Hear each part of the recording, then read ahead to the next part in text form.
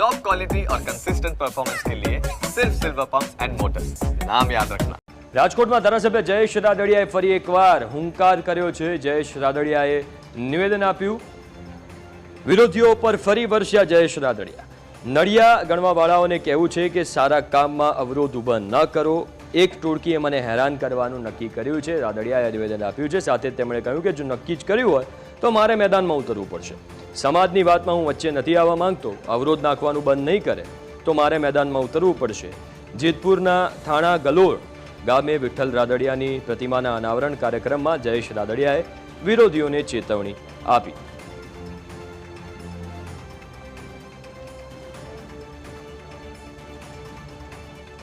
કદાચ ત્યાં કદાચ થતું છે ને તો કદાચ એક બે મુશ્કેલી ખામી અમારી રહી જતી હશે, જો કરી છે એટલે રે, બાકી નથી કરવું એનાથી કાંઈ નથી થતું।